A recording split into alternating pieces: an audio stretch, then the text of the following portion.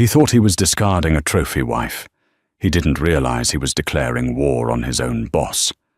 Meet Julian Thorne, CEO, billionaire, and narcissist.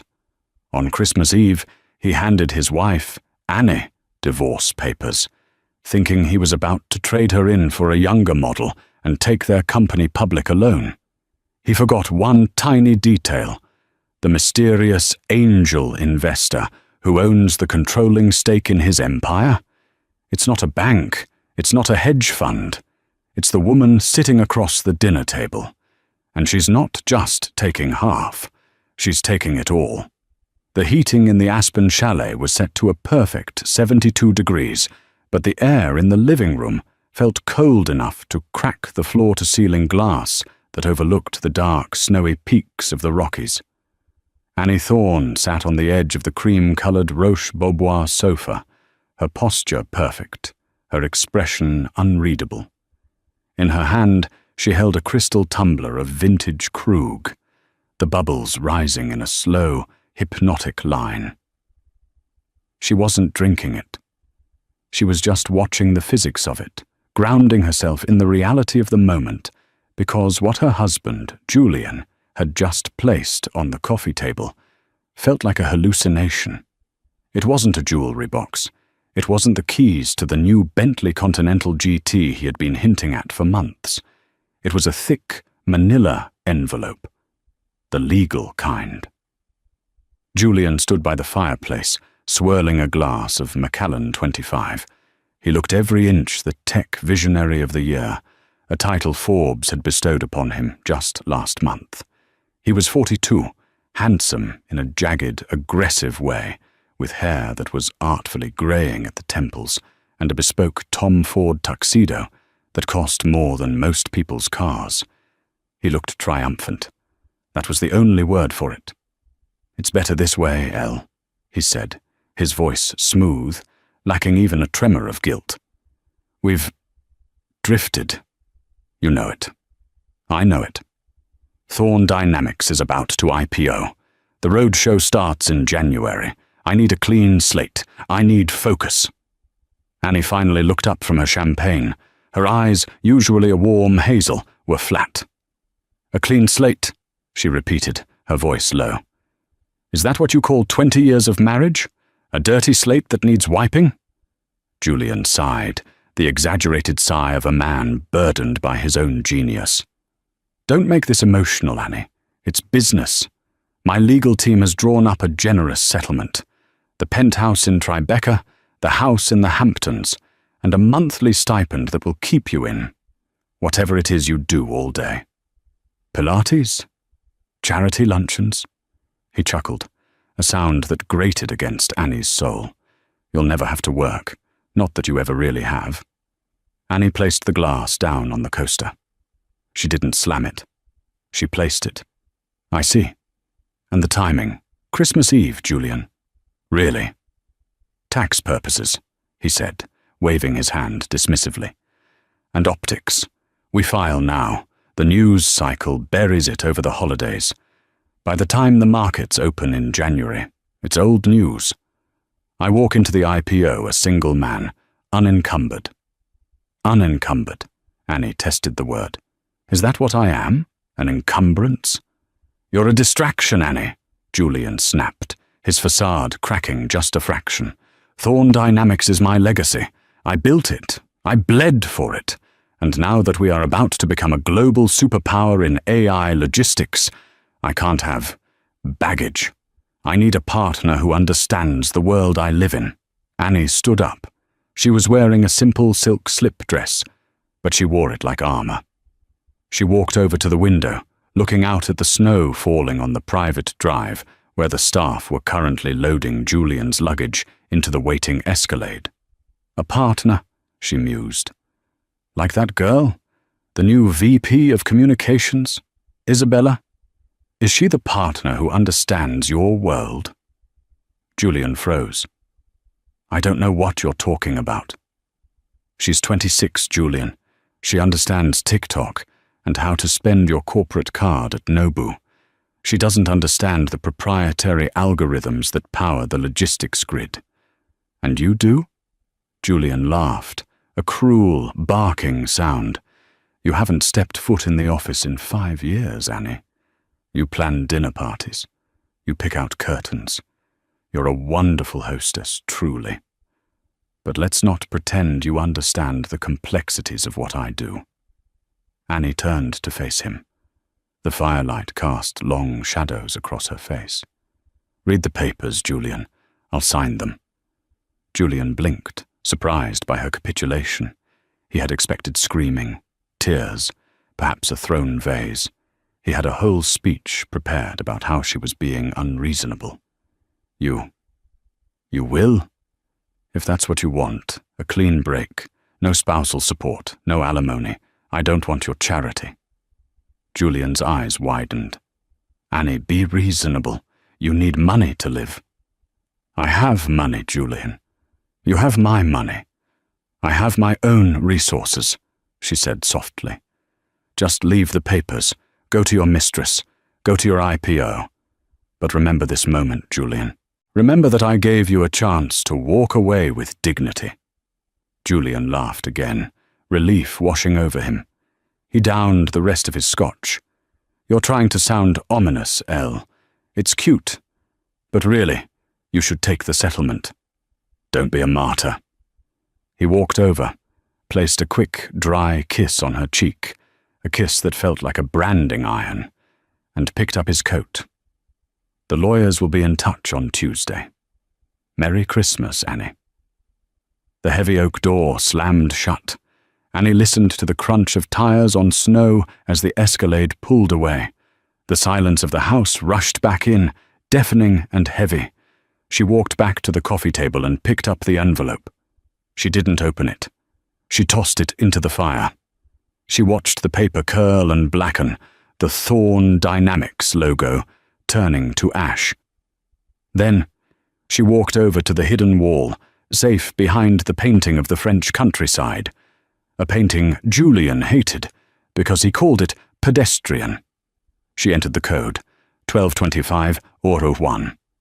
The date they met. Inside there was no jewelry. There was a single black leather binder embossed with a silver logo. It wasn't the Thorn Dynamics logo. It was a stylized constellation. The Orion Group. She opened the binder to the first page. It was a legal document dated 7 years ago. Shareholder agreement. Class A, preferred stock with super voting rights. Beneficial owner, the Harrington Trust. Trustee, Annie Vance, née Thorn. Annie picked up her phone. It was 11:45 p.m. She dialed a number saved simply as Arthur. Mrs. Thorn? A crisp British voice answered on the first ring. It is late. Merry Christmas, Arthur, Annie said, her voice ice cold. Initiate protocol Icarus. There was a pause on the line. Are you sure, Ma'am? Once we start, there is no going back. It will trigger the clause in the Series B financing. It will freeze the IPO.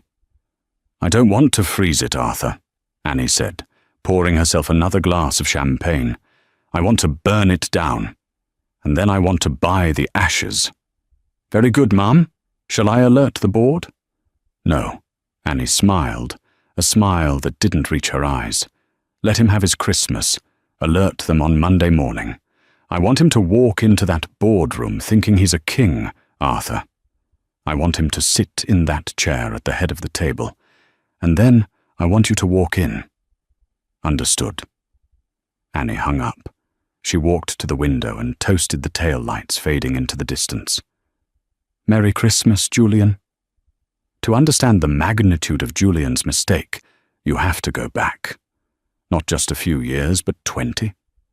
Julian Thorn was never a genius. He was a salesman. In college, he was the guy who could sell you the answers to a test he hadn't studied for. He had charisma, a jawline that could cut glass, and an ambition that bordered on pathology. But he couldn't code. He couldn't build. He couldn't see the patterns in the data. Annie Vance could. They met at a coffee shop near the Stanford campus. She was a scholarship student, a math prodigy who wore oversized sweaters to hide her figure and kept her head down to hide her intelligence. Julian was the golden boy of the business school, loud and brash. He spilled his latte on her notes. It was a cliché, but it worked. He charmed her. He told her she was beautiful when she took off her glasses. But more importantly, he listened when she talked about her thesis, a predictive algorithm for supply chain logistics based on ant colony behavior. "That's boring," most people would say. "That's $1 billion, Julian said. And he was right. They built Thorn Dynamics in a garage, naturally. But while Julian was out at mixers, shaking hands and securing angel investors with nothing but a smile and a PowerPoint deck, Annie was the one awake at 4 a.m., debugging the kernel that made the whole thing work. When the company launched, Julian became the face. It made sense. He was good on camera. He could speak in sound bites. Annie hated the spotlight. She had severe social anxiety in large crowds. She preferred the quiet hum of the server room. "You be the CEO," she had told him on their wedding night. "I'll be the CTO. We're a team." But as the years went by, the narrative shifted. The media fell in love with Julian. They called him the logistics king. They asked him about the code, and he answered with vague metaphors that sounded profound, but meant nothing. And Annie? She slowly disappeared from the company bios. First, she was co-founder, then founding engineer. Then, as the company grew and they brought in real executives from Google and Amazon, she was moved to an advisory role. "It looks better for the investors, Elle," Julian had said 5 years ago. "They get nervous when they see a husband and wife at the top. It screams, mum and pop shop. We need to look corporate. Take a step back. Enjoy the money. Let me handle the stress." She had agreed. She trusted him. She wanted to start a family. But the family never happened. Julian was always too busy. And as Annie stepped back, she noticed things. Discrepancies in the books. Risky loans Julian was taking to fund a lifestyle that was spiraling out of control. Private jets, parties in Ibiza, consulting fees paid to women she didn't know. The company was bleeding cash, despite the hype. They were months away from bankruptcy 7 years ago. Julian was frantic. He needed a massive injection of capital, or the whole house of cards would fall. That was when the Orion Group appeared. Julian thought it was a stroke of luck. A secretive European investment firm approached them, offering a $50 million lifeline in exchange for a 40% equity stake and, crucially, certain veto rights. Julian was so desperate he didn't read the fine print. He didn't care who Orion was. He just saw the check. He signed the papers. He toasted his own brilliance. "I saved us, Annie," he had bragged. He didn't know that the money came from Annie's inheritance. Julian knew Annie's parents were comfortable, professors at Yale. He didn't know that her maternal grandfather was Silas Harrington, a steel magnate who had died estranged from his family, leaving his entire estate in a blind trust for his only granddaughter to be accessed only when she turned 30. Annie had turned 30 the week Thorn Dynamics was about to collapse. She had used the money to save the company, but she didn't trust Julian anymore. She knew he was reckless. So she created the Orion Group. She hired Arthur Penhaligon, her grandfather's shark of a lawyer, to front the operation. For 7 years, Annie had been Julian's boss. Every time he wanted to acquire a competitor, he had to get approval from Orion. Every time he wanted to liquidate stock, he had to ask Orion. He complained about them constantly over dinner. "These Europeans," he would rant, cutting into his steak. "They're so risk-averse. They don't understand vision. But don't worry, Elle. Once we IPO, I'll dilute their shares. I'll regain control." Annie would just smile and pour him more wine. "I'm sure you will, darling." She had protected him. She had kept the company afloat despite his spending. She had hoped, foolishly, that he would mature, that he would remember they were partners. But then came Isabella. Then came the disrespect. Then came the Christmas Eve divorce papers. Julian had broken the one rule of the arrangement. He had stopped being useful. December 28th. The Thorn Dynamics headquarters in San Francisco was a glass monolith piercing the fog. The emergency board meeting had been called by Julian. He wanted to align the troops before the January IPO launch. He walked into the boardroom wearing a navy Brioni suit, looking refreshed and energized. The divorce was in motion.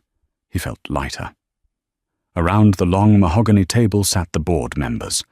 There was Marcus Sterling, a venture capitalist from Sand Hill Road, who only cared about his 10x return. There was Linda Chen, a tech veteran who asked tough questions, but was easily charmed by Julian. There was Kevin O'Leary, not that one, but a man who desperately wanted to be, who just followed the money. And there was the empty seat at the end of the table, the seat reserved for the representative of the Orion Group. Usually they dialed in via a conference line, a faceless voice that approved or denied motions. Julian stood at the head of the table, flashing his signature grin. "Ladies and gentlemen," he began, 2026 is going to be our year. The S1 is filed. The banks are foaming at the mouth. We are looking at a valuation of $4 billion. Applause. Polite nods. However, Julian continued, his voice dropping to a conspiratorial whisper, to maximize our opening price, we need to show the market that we are lean, agile. I am proposing a restructuring of the cap table. He clicked a remote. A slide appeared on the screen. Class B share consolidation. I am proposing that we convert the Class A preferred shares held by our early investors, specifically the Orion Group, into common stock. This will strip them of their super voting rights. It gives me, the founder, the ultimate authority to steer this ship without interference. Marcus Sterling frowned. Julian, Orion saved this company. They hold 40%. They have veto power. They'll never agree to this.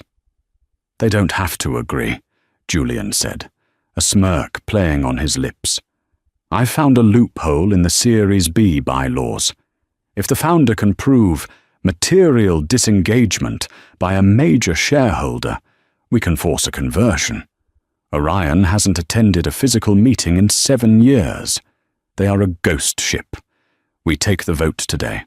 We file the change. By the time they wake up in Europe, the IPO is done, and I'm in control. It's aggressive, Linda Chen noted. Borderline hostile. It's necessary. Julian slammed his hand on the table. Do you want to be managed by a spreadsheet in Zurich, or by the visionary who built this? He looked around the room. He had them. They were greedy. They wanted the IPO to pop just as much as he did. Let's take a vote, Julian said. All in favor of the restructuring? Hands started to go up. Marcus, Kevin, wait. The voice came from the door. The heavy glass doors swung open. Julian turned, annoyed. I gave strict instructions that we were not to be The words died in his throat. Walking into the room was not a secretary. It was Arthur Penhaligon. He was an older man, impeccable in a Savile Row 3-piece suit, carrying a leather briefcase, and walking right beside him, wearing a white power suit that looked sharp enough to cut skin, was Annie. Julian blinked. His brain couldn't process the image. Annie, what are you doing here? I told you, the lawyers will handle. Sit down, Julian, Annie said. Her voice wasn't loud, but it carried a weight he had never heard before. It wasn't the voice of his wife. It was the voice of the code. Excuse me? Julian laughed nervously. Gentleman, Linda, I apologize. My wife is taking the separation a bit hard. She's confused. I'm not confused, Mr. Thorne. Annie said, walking past him to the empty seat at the end of the table. The Orion seat. She didn't sit. She stood behind it, resting her hands on the leather. Arthur. She nodded to the lawyer. Arthur Penhaligon cleared his throat. He opened his briefcase and produced a stack of documents, sliding them down the table with practiced precision. "Mr. Thorne," Arthur said, his British accent cutting through the tension, "you are attempting to invoke Clause 14b, material disengagement, to strip the Orion Group of its voting rights." "That's right," Julian sneered, trying to regain composure. "Who are you? Orion's errand boy? Tell your bosses they're out." "I am the legal counsel for the Orion Group," Arthur said calmly. "And I am here to inform you that there has been no disengagement. The beneficial owner of the Orion Group has been intimately involved in the daily operations of this company for the last 7 years. In fact, she has been sleeping in your bed." The room went dead silent. You could hear the hum of the HVAC system. Julian looked at Arthur, then at Annie. He looked like a man trying to read a map in a language he didn't speak. "What?" Annie leaned forward. "I am the Orion Group, Julian." Julian shook his head. No, that's impossible. You do Pilates. You don't have money." "I have the Harrington Trust," Annie said, "and I own 40% of this company. I also own the debt you took out against your personal shares last year to buy that villa in Como. Did you think that was a bank loan? It was a private note. I bought it." She looked around the table at the stunned board members.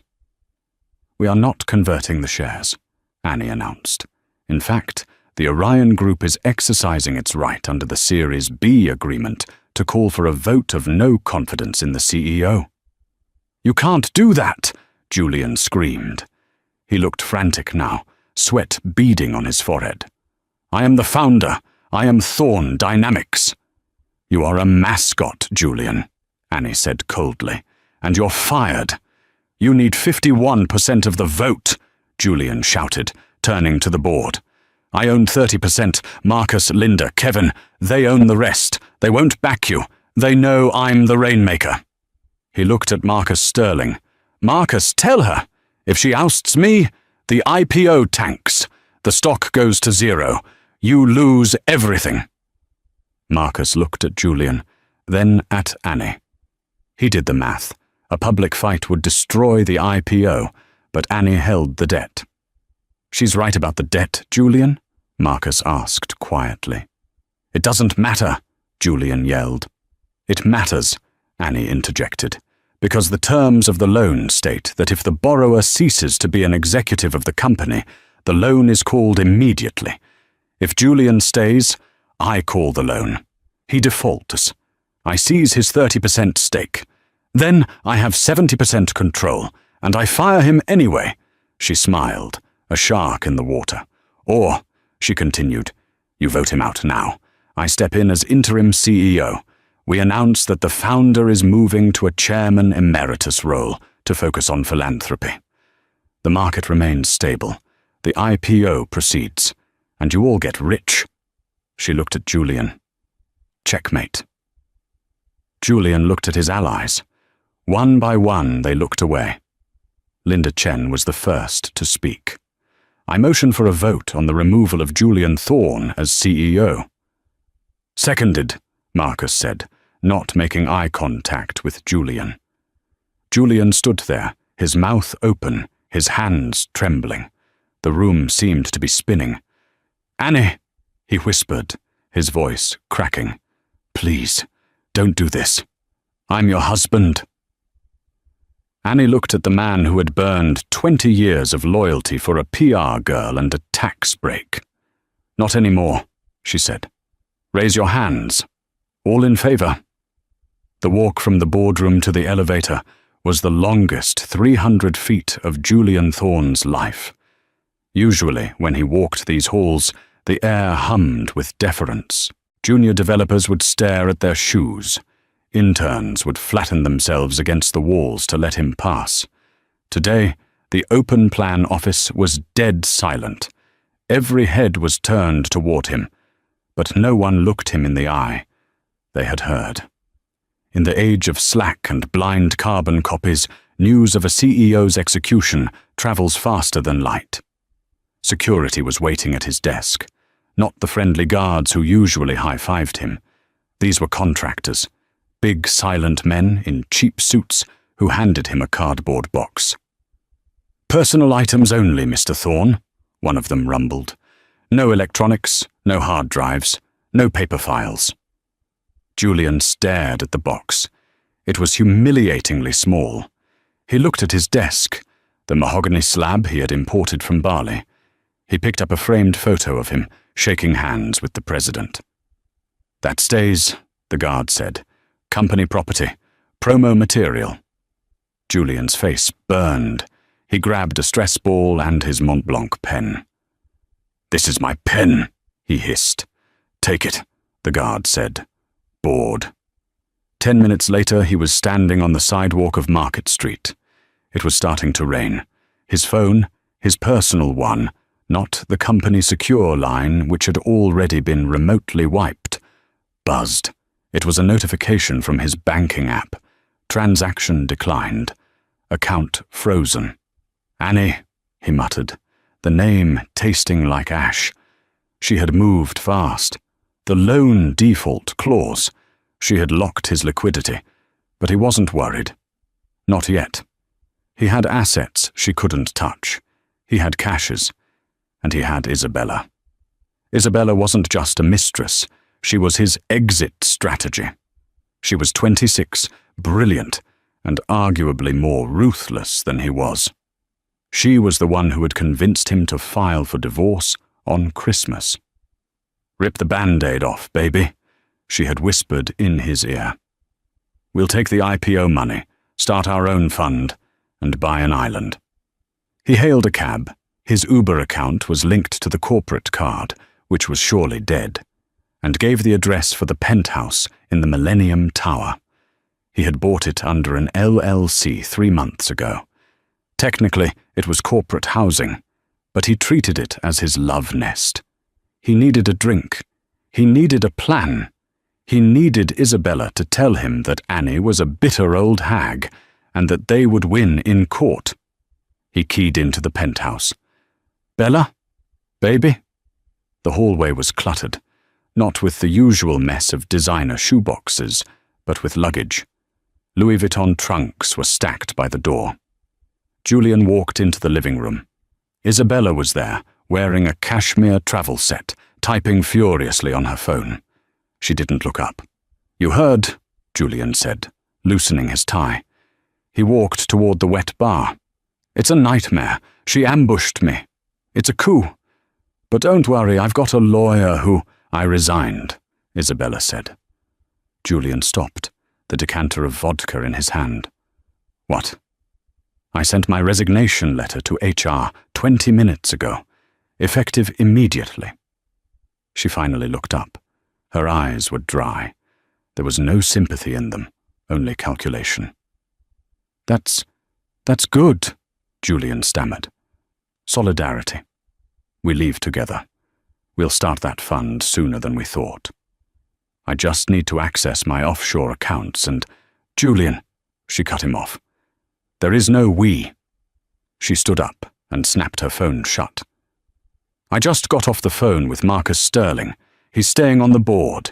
He told me everything. Annie didn't just fire you. She invoked the bad actor clause in your vesting schedule. You know what that means, right?" Julian felt the room tilt. The bad actor clause. A clause he had insisted on putting into the employee contracts to punish executives who committed gross negligence. It stripped them of unvested equity. "She can't enforce that," Julian said, his voice rising. "I built that company." "She has the votes," Isabella said, checking her watch, "and she has the debt." "You're not a billionaire anymore, Julian. You're a guy with a negative net worth and a massive lawsuit incoming." So? Julian stepped toward her. I'm still me. I'm still the visionary. We can rebuild. Isabella let out a short, sharp laugh. Visionary? Julian, the only reason I stuck around was because I thought you were the king. I didn't know you were the jester dancing for the queen. She signaled to the door, where a bellhop was waiting. I have a flight to catch. Dubai. A real visionary offered me a job running his PR. He's solvent. You're leaving me? Julian asked, disbelief shattering his arrogance. On the same day my wife destroys my life? Technically, Isabella said, pulling on her sunglasses. Your wife destroyed your life yesterday. You just didn't notice until today. That's why you lost. She walked past him, the scent of her expensive perfume lingering in the air like a taunt. At the door, she paused. Oh, and Julian, you might want to leave too. This apartment is owned by Thorn Dynamics. Annie's assistant just emailed me. They're changing the locks in an hour. The door clicked shut. Julian stood alone in the penthouse that wasn't his, holding a drink he couldn't pay for, while the rain hammered against the glass. He screamed. He threw the crystal tumbler against the $1 million view, watching it shatter into 1,000 diamonds. But there was no one there to hear him. 3 weeks later. The Motel 6 near the San Francisco airport smelled of stale cigarettes and industrial cleaner. It was a far cry from the Four Seasons, but it was all Julian could afford with the cash he had managed to pawn from his watch collection. His lawyers, the cheap ones who advertised on billboards, were useless. Annie had buried them in paper. Every motion he filed was met with 3 counter-motions. She had frozen everything. He couldn't even access his LinkedIn profile. She had flagged it for impersonation of a corporate officer. He was erased. But Julian Thorne was not a man who went quietly into the night. He sat on the edge of the lumpy mattress, surrounded by empty takeout containers and tangled wires. The clean slate he had wanted so badly on Christmas Eve had arrived, but it looked more like a tomb. On the desk sat a black laptop, a burner he had bought at Best Buy with cash. She thinks she's the code master, Julian muttered, his eyes bloodshot. She thinks she knows the system. He did know one thing Annie didn't, or at least he hoped she didn't. 5 years ago, during a bout of paranoia induced by too much Adderall and sleepless nights, Julian had hired a shaded hacker from the dark web. He had paid him to install a dead man's switch in the core server architecture of Thorn Dynamics. It was a simple script. If Julian didn't log in and enter a specific biometric key every 30 days, the script would wake up. It wouldn't delete data. That was too obvious. Instead, it would introduce a subtle chaotic variable into the logistics algorithm. It would start misrouting shipments. It would send perishable goods to the wrong continent. It would create a cascading failure that would look like incompetence, not sabotage. The IPO was scheduled for tomorrow morning, the bell-ringing ceremony at the NYSE. If the switch triggered tonight, the stock would crash before the first trade was even made. Annie would be humiliated, the company would lose billions, and Julian would be the only one who could fix it. He would ransom the solution for his shares back. He checked the timer on the screen. Login required. 59. 59. He hadn't logged in for 29 days. In 1 hour, the chaos would begin. He cracked a smile. It was a jagged, manic thing. Merry Christmas, Annie. He opened a new browser window and navigated to the live stream of the Thorn Dynamics pre-IPO gala. It was happening right now at the De Young Museum.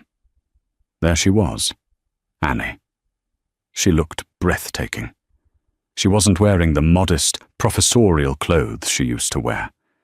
She was wearing a midnight blue gown that hugged her curves, her hair swept up, diamonds dripping from her ears. She was holding a microphone, addressing a crowd of investors, journalists, and the traitorous board members. Julian turned up the volume on the cheap laptop speakers. "We are not just a logistics company," Annie was saying, her voice confident and warm.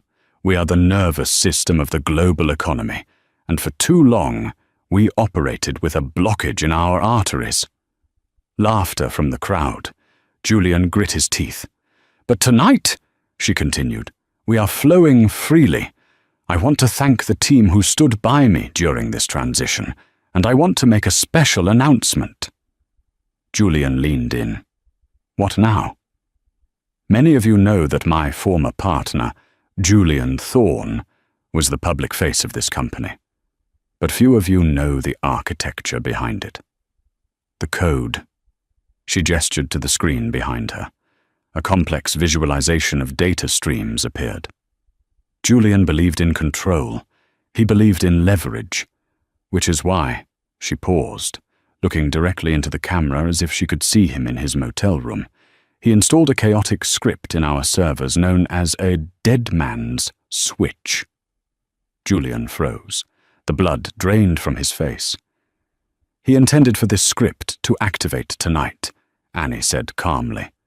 A murmur of shock went through the crowd. "He wanted to hold our data hostage, to crash our systems because he couldn't control them." "How?" Julian whispered. "How does she know?" "But," Annie smiled, "Julian forgot who wrote the kernel. He forgot that you cannot hide a virus from the immune system. I found his little switch 4 years ago." On the screen behind her, a countdown clock appeared. It matched the one on Julian's laptop. 0:45. "Well, I didn't delete it," Annie explained. "I isolated it. I put it in a sandbox, a virtual simulation of our network. For the last 4 years, Julian has been controlling a dummy switch. He thought he had a gun to our heads. He was actually holding a water pistol." The crowd laughed. It was a deep, belly laugh that mocked Julian's very existence. "So," Annie said, raising her glass, "in 45 minutes, Julian's script will execute. And do you know what will happen? Nothing. Absolutely nothing. Except that we will have a record of his attempt to commit corporate terrorism, which I have already forwarded to the FBI." Julian slammed the laptop shut. He scrambled backward, knocking over a lamp. The FBI. He wasn't just broke. He wasn't just divorced. He was about to be a felon. He grabbed his duffel bag. He had to run. Where? Mexico? He had no passport. It was in the safe at the house. The house Annie controlled. He ran to the door of the motel room and threw it open. Standing there were 2 agents in windbreakers with FBI emblazoned on the back. Behind them, the red and blue lights of police cruisers washed over the parking lot. "Julian Thorne?" the lead agent asked. Julian looked past them, at the rainy night sky. He thought about the champagne in Aspen. He thought about the clean slate. "Yes," he whispered. "You have the right to remain silent," the agent recited, spinning him around and cuffing his hands behind his back. As they walked him to the car, Julian looked up at the billboard across the highway. It was a digital ad for the Thorne Dynamics IPO. Thorne Dynamics, the future is female. The tagline faded, replaced by Annie's face. She looked like a goddess of vengeance. Julian sat in the back of the cruiser. The realization hit him harder than the handcuffs. He hadn't just lost a wife.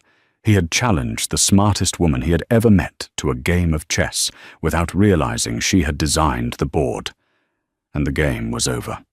The trial of United States host Julian Thorne was less of a legal proceeding and more of a public autopsy of a man's ego. Because of the high-profile nature of the IPO, which had launched successfully, valuing Thorne Dynamics at a staggering $4.2 billion, the judge allowed cameras in the courtroom. It was the most-watched stream on YouTube for 3 weeks straight. Julian sat at the defense table, a shadow of his former self.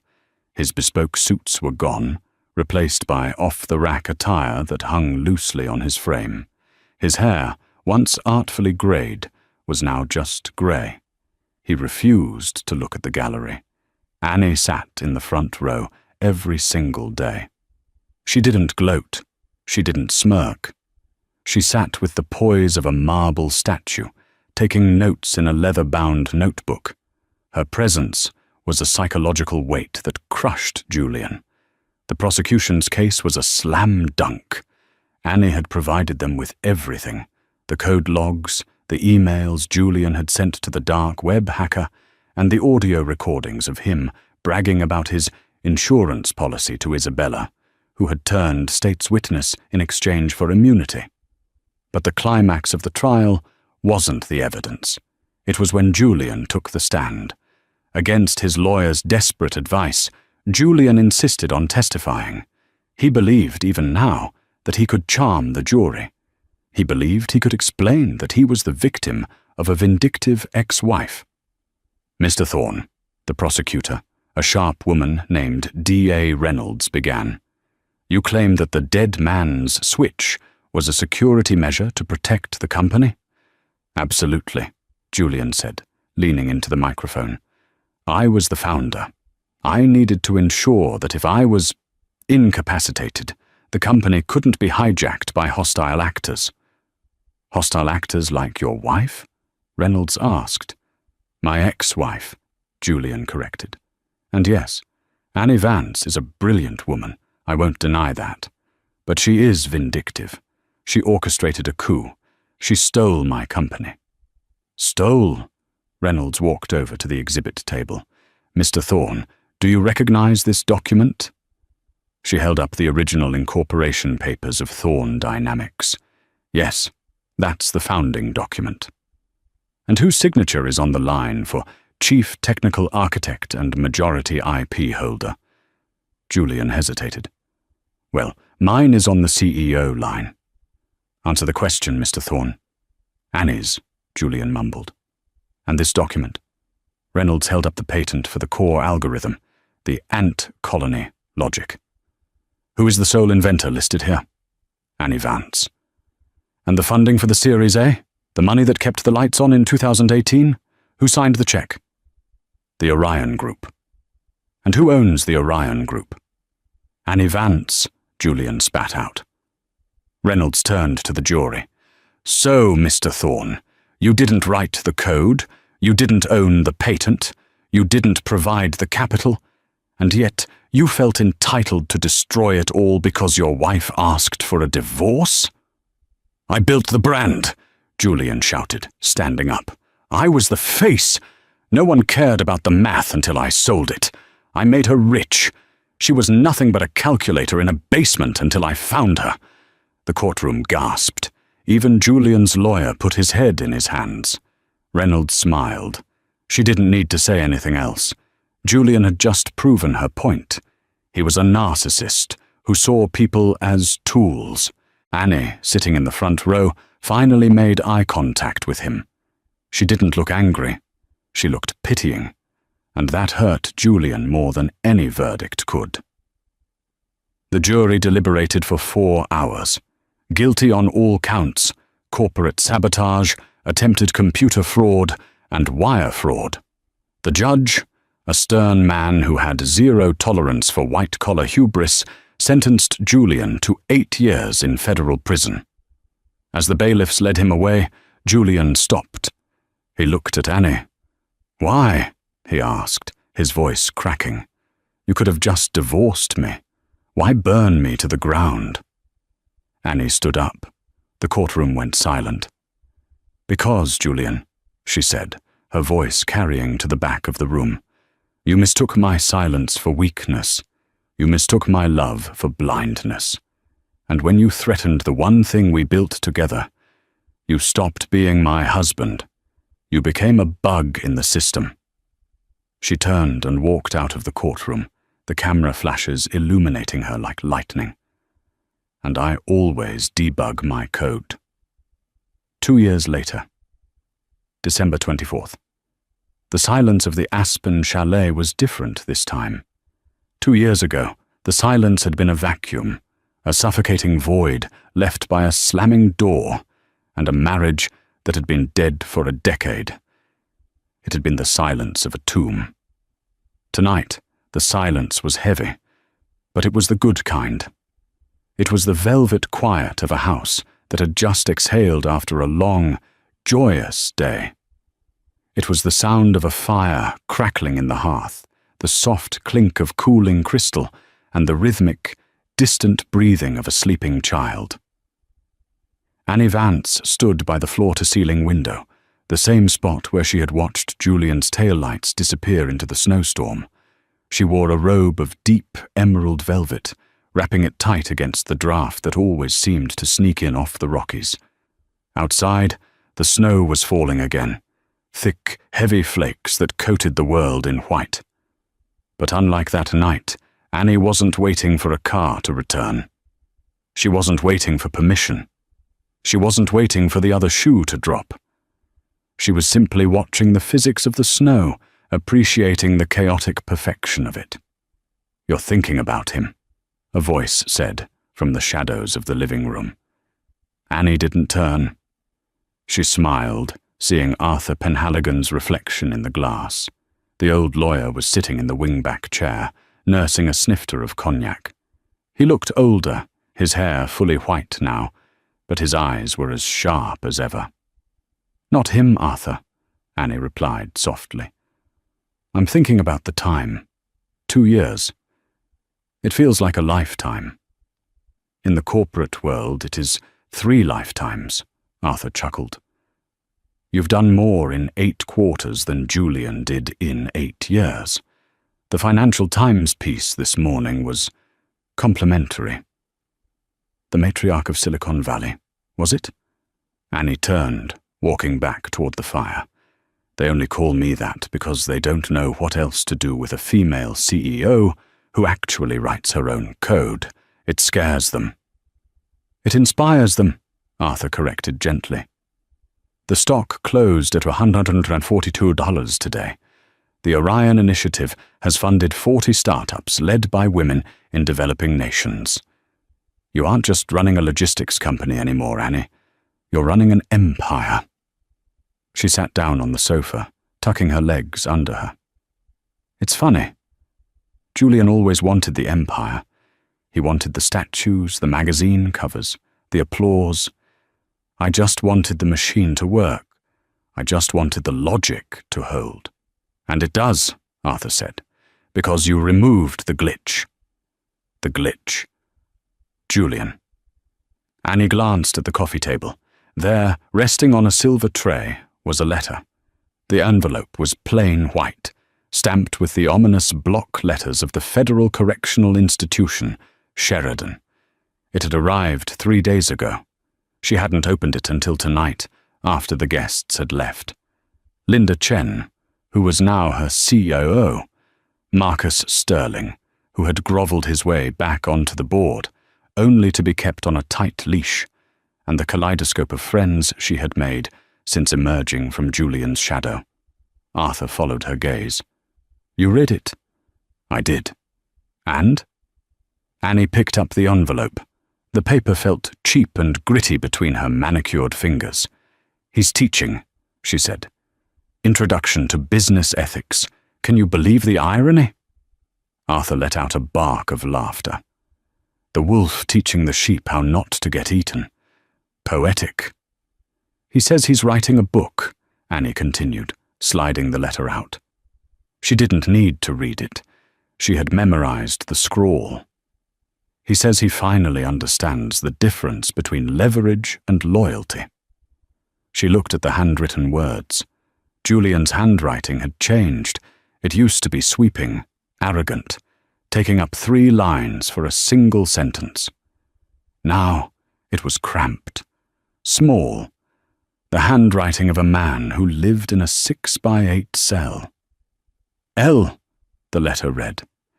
"I have a lot of time to think in here. The silence is the hardest part. I used to hate silence. That's why I talked so much. That's why I needed the parties, the IPO, the noise. I was terrified that if the noise stopped, I'd realize I had nothing to say. I watched your interview on Bloomberg last week.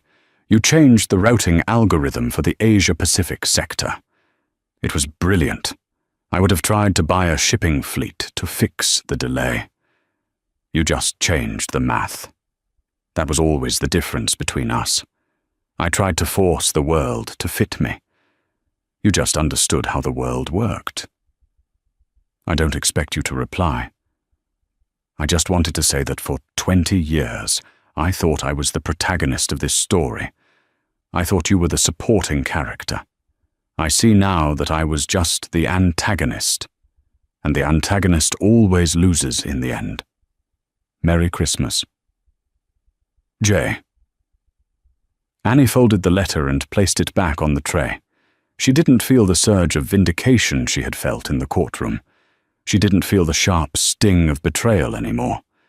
She felt a strange, hollow pity. Julian was a man who had built a castle out of sand, and he was finally understanding the nature of the tide. "Do you forgive him?" Arthur asked, watching her closely. Annie picked up her glass of Krug. She swirled the golden liquid. "Forgiveness implies that I'm still holding on to the anger, Arthur. I'm not angry. I'm just finished. Here's a line of code I commented out. He's still there, in the history of the program, but he doesn't execute anymore." A soft cry came from the nursery down the hall. Annie's expression shifted instantly. The cool, analytical CEO vanished, replaced by a warmth that lit up her eyes. She stood up, smoothing her velvet robe. "Duty calls," she whispered. She walked down the hallway to the nursery. It was painted in soft creams and yellows, a stark contrast to the stark modernism of the rest of the house. In the crib, Clara was stirring. Annie reached down and lifted the 6-month-old baby into her arms. Clara had been adopted in June, a private adoption from a young mother in Ohio who wanted her daughter to have the world. Annie had promised her exactly that. She walked Clara over to the window. The baby blinked, her dark eyes focusing on the falling snow outside. "Look, Clara," Annie whispered, pressing her cheek against the baby's soft head. "It's just water. Frozen water. But when it falls together, it can cover mountains." Clara cooed, reaching out a tiny hand toward the cold glass. This was the variable Julian had never accounted for. He had assumed Annie's life ended with him. He had assumed she was too old, too cold, too technical to be a mother. But Annie had simply applied her logic to her own happiness. She had resources. She had love to give. She didn't need a partner to build a family. She just needed the will. "You're going to be an architect, little one," Annie murmured, rocking her gently. "Or an artist, or a chef. You can be whatever you want. Because no one is ever going to take credit for your work. I will make sure of that." She thought about the future. The IPO was just the beginning. The Orion Group was acquiring a quantum computing firm next month. She was rewriting the logistical map of the world. She was the most powerful woman in tech. But holding Clara, feeling the weight of this small life in her arms, was the only equity that mattered. She walked back into the living room, Clara resting on her shoulder. Arthur smiled, raising his glass in a silent toast. Annie walked to the fireplace. She picked up the letter from Julian with her free hand. For a moment, she hesitated. She could keep it. A trophy, a reminder of how far she had come. But Annie Vance didn't keep clutter. She optimized. She tossed the letter into the fire. She watched as the cheap prison paper curled. She watched Julian's cramped handwriting turn brown, then black, then dissolve into ash. The flames licked higher, fueled by the ghosts of the past, before settling back into a steady, comforting rhythm. "It's gone," Arthur noted. "It was never really there," Annie replied. She turned away from the fire, facing the room, facing her daughter, facing the expansive, unwritten code of the rest of her life. "Arthur," she said, her voice clear and commanding, "open the 1996 Dom Perignon. The Krug is finished." "Celebrating something specific, Mom?" Annie kissed the top of Clara's head. "Yes," she said, "version 2.0. And there you have it, the rise, fall, and reinvention of the Thorn Empire. It's a story that proves one undeniable truth. The most dangerous person in the room isn't the one shouting the loudest. It's the one quietly doing the math.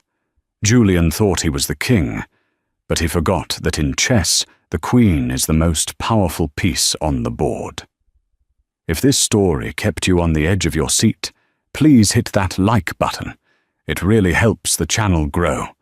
And if you want more stories about corporate betrayal, hidden fortunes, and sweet revenge, make sure to subscribe and ring the bell so you never miss an upload. What would you have done in Annie's shoes? Would you have burned the letter or kept it as a trophy? Let me know in the comments below. I'll be pinning the best answer. Thanks for watching, and I'll see you in the next video.